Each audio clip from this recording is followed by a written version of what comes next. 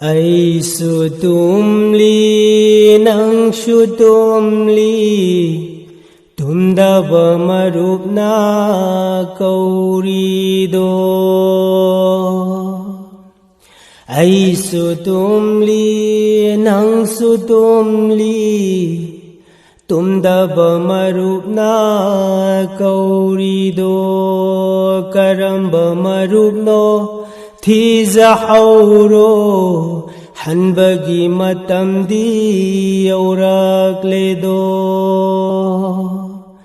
Karibu sengje langliva kadai da leiruni kadai da thungluni panthung phamyumbu khangja hauda. Aisu tumli nang su tumli tumdaba marup na kauri do.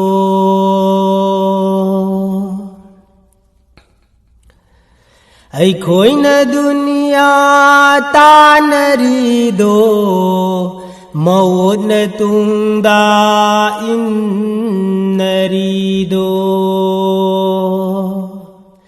Aikhoi na dunya tanari do maut na tungda innari do. Aroiba matam sharkat ki khongfam khalluba yade ko marup loi sing. Aroiba matam sharkat ki khongfam khalluba yade ko akhal se. Aisu tumli nang su tumli tumdaba marup na kauri do. Karamba marup no thizahauro hanbagi matamdi yaurakle do. Ivngona umat ki wazaramba awavakaya khang zaramba karina khudol tam gani.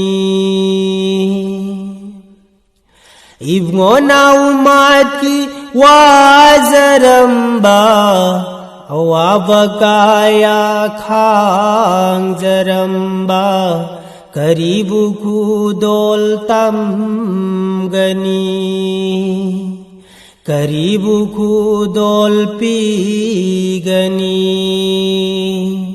Darud saripu shon sida Allahumma salli ala sayyidina wa maulana Muhammad wa ala ali sayyidina wa maulana Muhammad.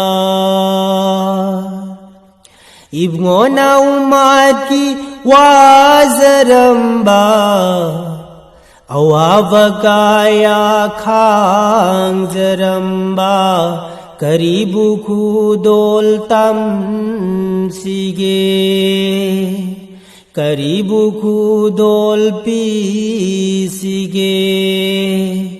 Darud saripu shon sida darud saripu son sida. Allahumma salli ala sayyidina wa maulana Muhammad wa ala ali sayyidina wa maulana Muhammad.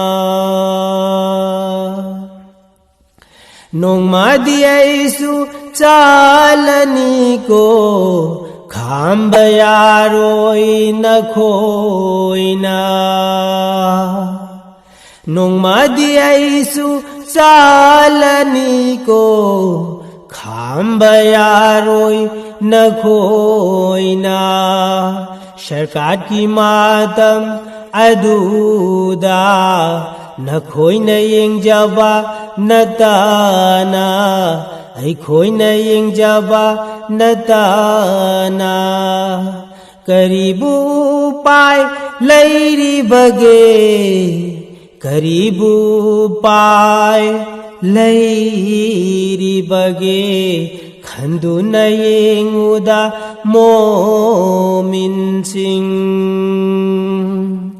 ai su tumli nang su tumli tumdaba marup na kauri do karamba marup no thiza hauro hanbagi matam di aurak le do karibu cheng je lang laba kadai da leiruni kadai da thungluni panthung pham yumbu khangja hauda